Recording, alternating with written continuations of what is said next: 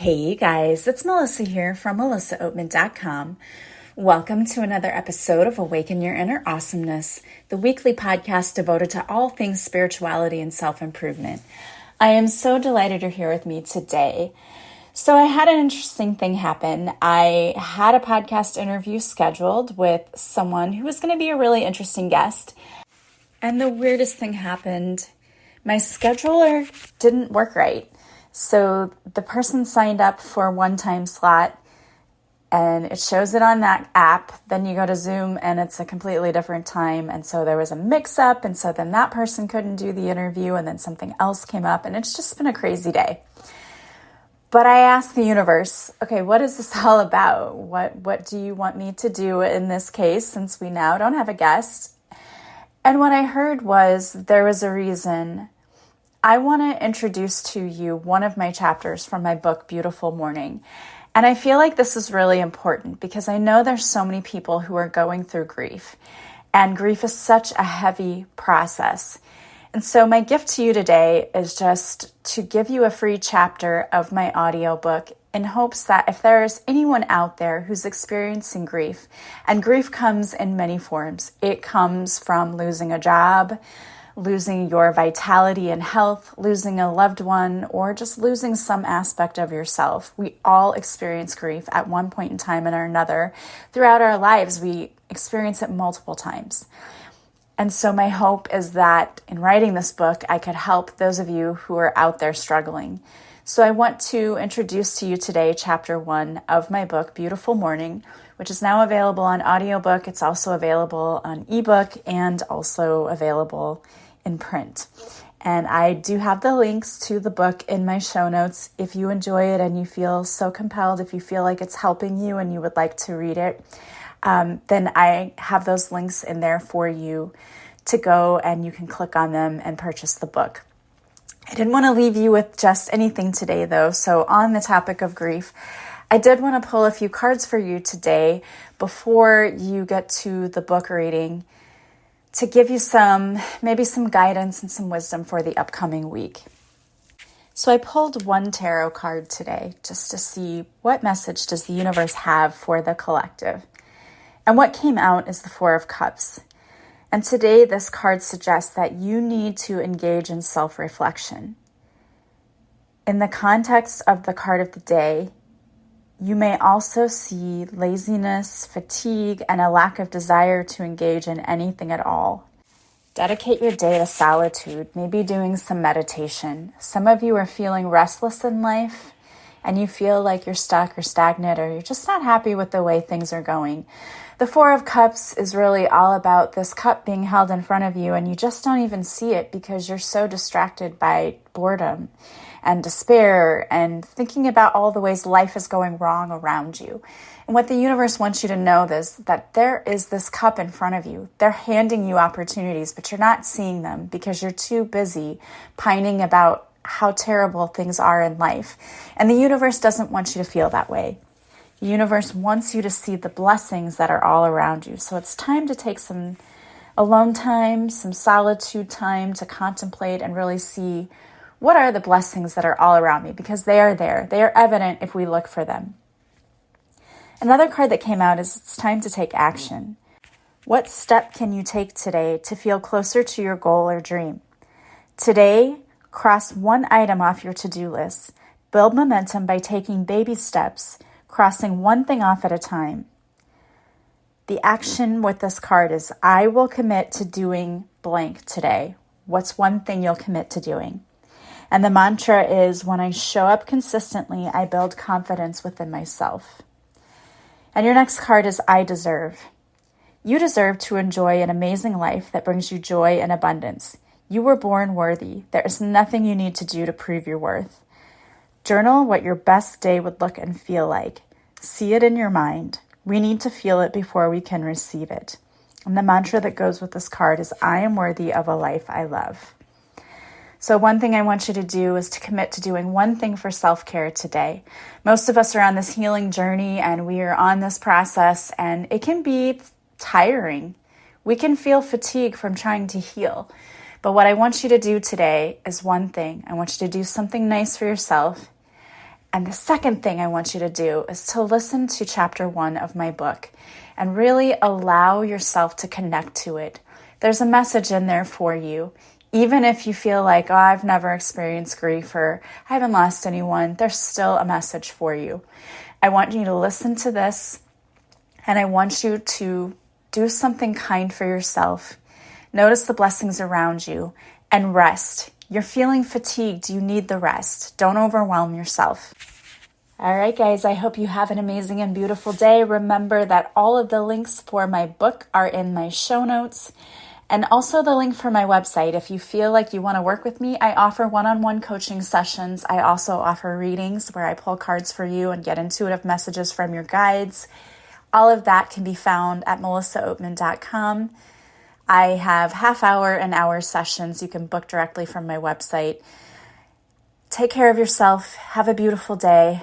I hope you enjoy Beautiful Mourning. Chapter 1. Pain like no other, when grief first strikes. Grief is an interesting thing. Everyone experiences it at some point in their life, yet no two people have the same grief journey. When grief first strikes you, it's shocking, painful, and confusing. Grief is a very complex thing. It's intense. If you've ever been impacted by grief, spoiler alert, everyone has, it can be downright overwhelming. It feels like you're on the receiving end of a surprise attack by a huge infantry, only the infantry here is the army of your emotions. They seem to come from every direction and hit you all at the same time. You are confused, lost, hurt, angry, hungry. Wait, did she just say hungry? Yes, I did. I'm always hungry. Don't judge me. Anyway, you never really know what emotion will hit you next. It's like a treacherous battlefield where you're attacked from all sides and you're left wondering what the hell just happened. Experts often refer to grief as a journey. What an interesting word choice. Why is grief referred to as a journey? When I think about the word journey, a fantastic, fun, and exciting adventure comes to mind. I think of trips to Europe or beautiful scenic hiking trails. We used to drive 8 hours to see my relatives in Michigan. Those trips were always filled with laughter, singing in the car, and 20 stops for food along the way. It was exciting, and yes, food-filled. I'm hungry again, but I digress. Journeys are supposed to be magical and fun. A journey is not what I picture at all when I hear the word grief. Grief is not exciting. It's not a great adventure, and there's absolutely nothing fun about it either. Grief is excruciating and cruel. That's why I like to think of it as an attack. It is relentless, and just when you think you start to feel better, it strikes you again, seemingly out of nowhere. Grief just plain sucks, and it changes your whole life. Every person that I have ever talked to about grief said that it changed them in a major way. I lost my mom to cancer in 2022, and it changed me profoundly. This is my story of grief and how it shook me to my very core. If you were to look up the word journey in the dictionary, you would see that the word is defined as an act of traveling from one place to another. Maybe that's why they call grief a journey. Although you don't physically travel from one place to another, your emotions take you from one place to another every single day. It's like standing on the shores of a beach. One moment, the waves of emotion are small and manageable. Everything is calm, and you think to yourself, maybe I can get through the rest of my life without my loved one around. Maybe I will be okay. On other days, the waves are so enormous and torrential that you wonder how you can remain standing. The waves are so forceful that when they hit you, they knock the breath out of you. The current takes you under, and you can't even seem to keep your head above water. That's what grief is. At least it is in my own experience. Grief drags you and carries you from one emotion to the next and from one day to the next. One moment, you don't know how you can live even one more second when you're missing your loved one so badly. In other moments, your emotions are calmer and more manageable. Then there are days when your emotions are everywhere in between. You never really know what will set those gigantic waves of grief in motion. And you never know how you'll feel each day when you wake up or even from moment to moment. All it takes to change your day is one thought, one memory, or one person asking about your loved one. These experiences can trigger an entire tsunami of emotion in just a matter of seconds. Grief is such a heavy subject that I try to infuse a little comic relief in my writing. Plus, humor has a powerful healing effect. At least it does for me. If you read my previous book, What Do You Mean You Haven't Read It Yet? You will know that I'm a very sarcastic person, and my sarcasm brings people so much joy. I bring people a lot of joy just merely by being me. Did I mention that I'm also an extremely humble person? Back to the point. It's good to laugh. Laughter is a natural healer. Speaking of laughter, comparing grief to waves in the ocean reminds me of a humorous memory. I love retelling this story because I can still hear my mom's laughter in it. Her laughter was one of the best sounds ever. It was contagious. One summer, a group of my mom's friends and I went to the beach in Gulf Shores. If you've ever been there, you know how rough the waves can be. One of our friends was fighting the waves, trying to walk back to the shore from the ocean. The waves were knocking her all around. She was trying to hold her hat, walk, and avoid being knocked down all at the same time. The view from where we were swimming was quite amusing. We would say, "Oh, she's up. Oh, wait, she's down." That continued over and over again for several minutes. She ended up crawling back to the shore. Let's just say that she was not thrilled with us, but we couldn't stop laughing. And the more we tried to stop laughing, the harder we laughed, and the more angry our friend became. This, of course, became a vicious cycle. My mom was laughing the hardest.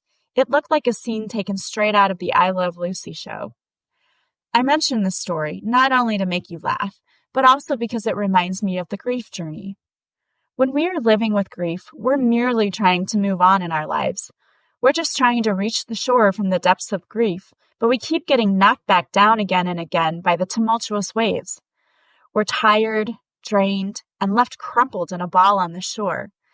Let me tell you that just as my friend was not thrilled with us for laughing at her, I'm not too thrilled with grief either.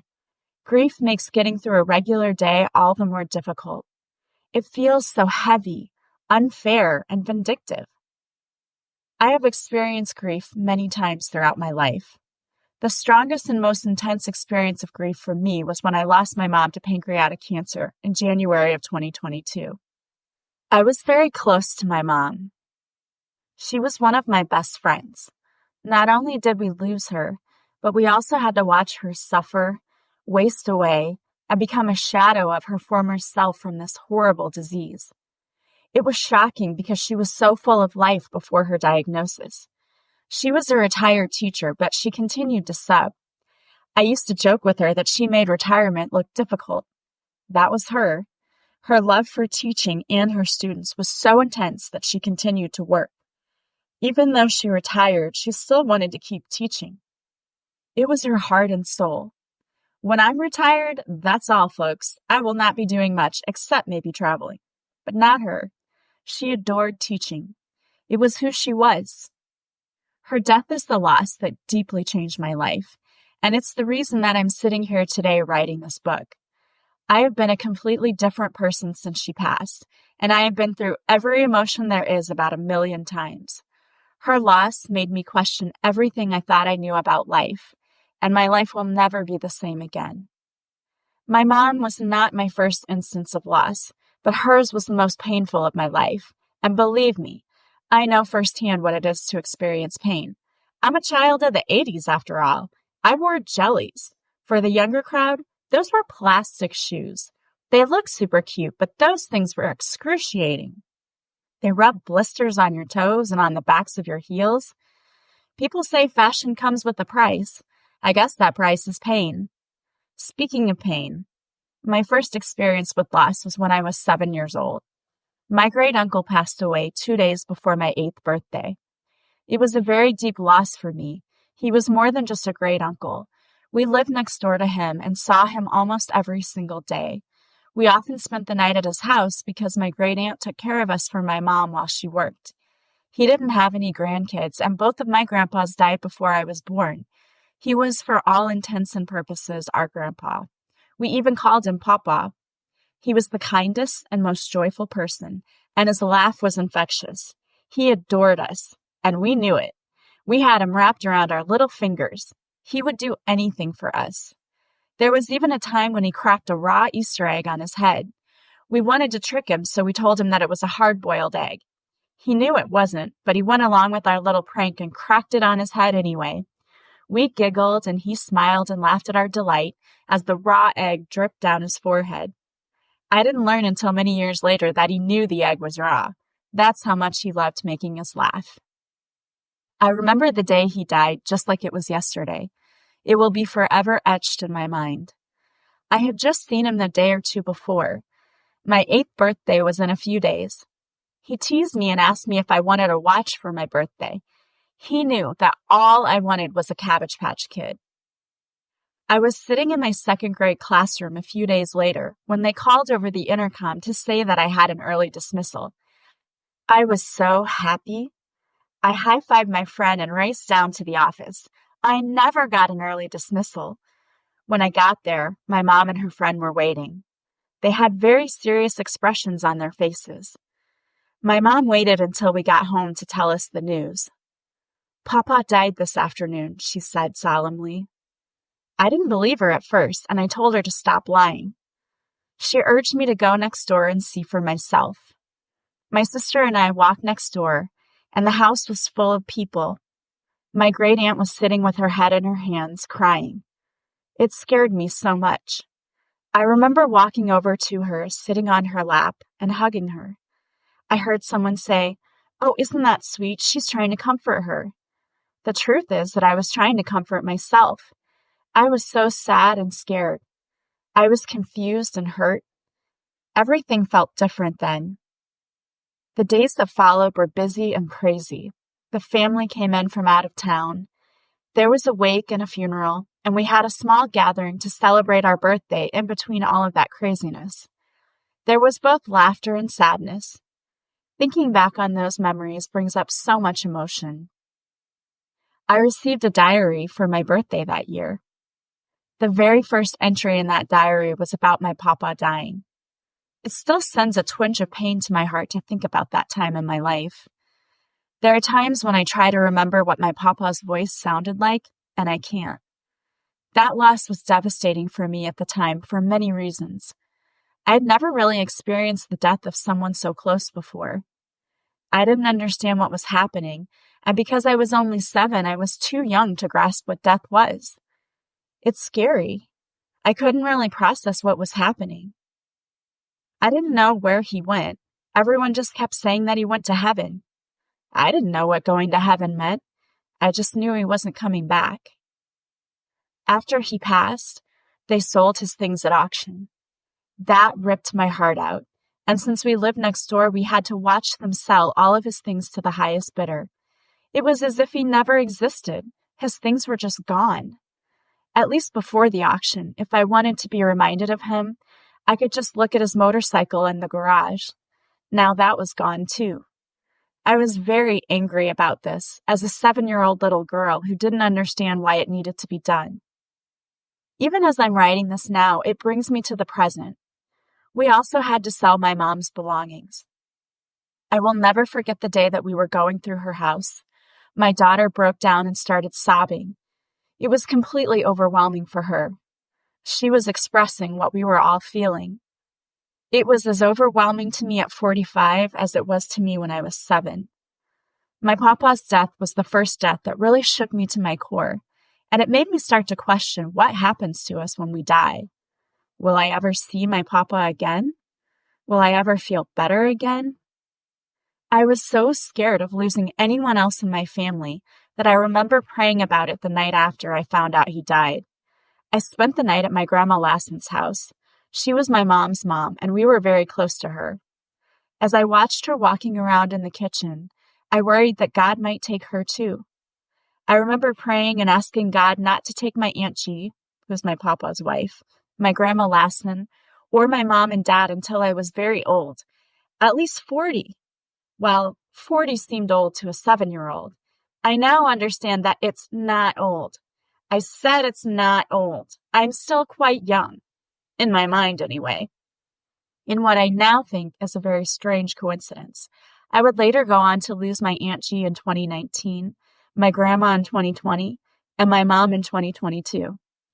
I wish I could go back and change my prayer now. I was just kidding, God. Please bring them back. 40 years wasn't long enough. I should have said 60. Why did you listen to a stupid kid? And no, I don't truly believe that God decided to take them all when I was in my 40s because I prayed for it. I mean, why would God do what a 7-year-old told him to do? I didn't know anything at that age. All I cared about was whether I was getting a Cabbage Patch doll for my birthday. By the way, I did get one, and I loved her so much. I mean, why would God listen to a 7-year-old anyway? I was happy if my favorite episode of Punky Brewster was on TV. My priorities were not that great. My next experience with loss was equally confusing and upsetting. My cousin Jimmy died in a car accident when I was just 14. He was in his 20s, and I always looked up to my older cousins. His mom and my mom were sisters. When I was younger, his mom would babysit for us. We would watch wrestling with him and his siblings. I remember one Christmas Eve, all of my older male cousins teased us relentlessly about liking the New Kids on the Block. They changed the lyrics of Grandma Got Run Over by a Reindeer to New Kids on the Block Got Run Over by a Reindeer. We were livid. They thought it was hilarious. They were always teasing us and joking around. We had really happy memories of Jimmy from our childhood. I felt blessed to have had cousins that loved us so much. I hadn't known a young person who died before. I always thought it was one of those things that was tragic when it happened, but it didn't really happen to you or your family. It's just something you read about in the newspaper or saw on TV. This death was especially traumatic for me because it was the first time I thought about my own mortality. I know that seems silly. Of course I knew that I would die someday. I just assumed it wouldn't be until I was very old because that's the way things worked. Remember, God, 45 is not old. Now I knew someone who died young. It could happen to me, or worse, it could happen to another family member. What if it happened to one of my siblings? This became very real for me. I will never forget hearing the screams from my aunt when she first went in to view her son. It's a sound you don't soon forget. It was a helpless feeling because I wanted to be able to take away her pain, yet there was nothing that I or anyone else could say or do that would ease the heartbreak. I will always believe that it's the cruelest thing on earth to lose a child. I know there's a higher purpose in it, but I have yet to figure out what it is. I think that might be my first question to God when I get to the other side. That, and why did you listen to a stupid 7-year-old? The next major experience that I had with death is one that I wish I could completely erase from my memory. It was traumatic and horrific and still causes me nightmares even to this day. My ex-husband and father of my children took his own life in 2020. I was teaching a class when I received a text from his brother asking me to call him as soon as possible. I immediately had a sinking feeling because I never got texts from his brother. We had been divorced for almost 18 years at that point. I knew something was wrong. When I called him, his voice sounded broken. He said, "My brother took his life last night." My kids were seniors in high school, and when I received the news, my daughter was sitting in my classroom just feet away from me as I heard the words, "took his own life." I had her as a student in my German class that year, and I had to spend 30 excruciating minutes acting as though nothing was wrong. I had to lie and say that it was my doctor on the phone confirming a prescription. I couldn't tell her the truth. I felt panic-stricken. I was sick to my stomach. My head was spinning. I wanted to scream. I wanted to run, and most of all, I wanted out of there. Time crawled for me at that moment. Unfortunately for me that day, both of my kids regularly came in and ate lunch in my room during third hour. Not only did I have to act normal in front of my daughter, but my son came in for lunch, and I still had to act as though I hadn't just heard the most gruesome news of my life. I had to endure 30 more minutes of agony. Yet again, time was my enemy. I wanted to throw up. Yet I had to smile at them, knowing that in just a few hours, I would shatter their hearts and change their lives forever. I watched as they laughed and giggled at each other. My heart was sinking further into my stomach. I was fighting back tears. How would I ever be able to tell them what happened? I hated this so much. It wasn't fair to them, and it wasn't fair that I had to be the one to tell them. I did not want to have to tell them. What would I even say? How could I break their hearts like that? This was my first year teaching at the school, and I didn't know what to do. I didn't have anyone that I trusted enough to go to with this news. I did the first thing my instincts said to do, which was to reach out to Mom. I texted her immediately. She tried to comfort me via text. I could tell that she was shocked and shaken up too. She told me to go home as soon as I could. I went down to the office to ask for a sub, and when I tried to explain why I needed to go home, I started sobbing uncontrollably. The secretary was so nice to me, yet I knew she was very uncomfortable too. She promised me she would find me a sub and asked me what else she could do. I said nothing.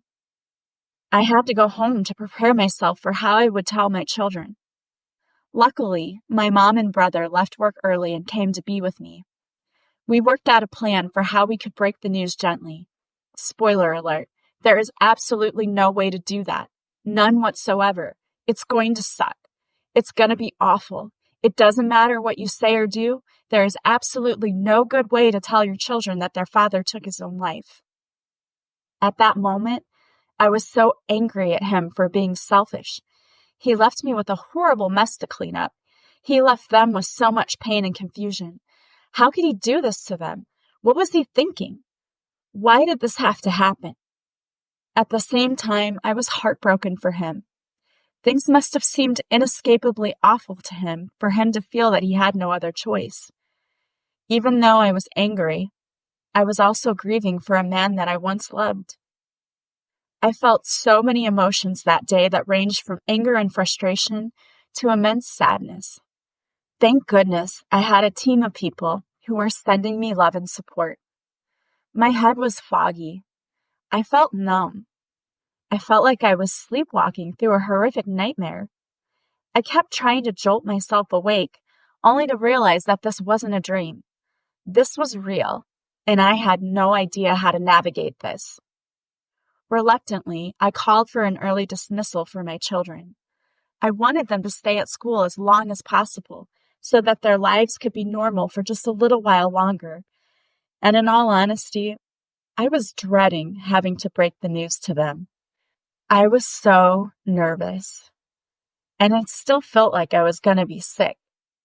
My school secretary was worried that the kids might find out on Facebook or another social media platform, so she suggested I send them home early.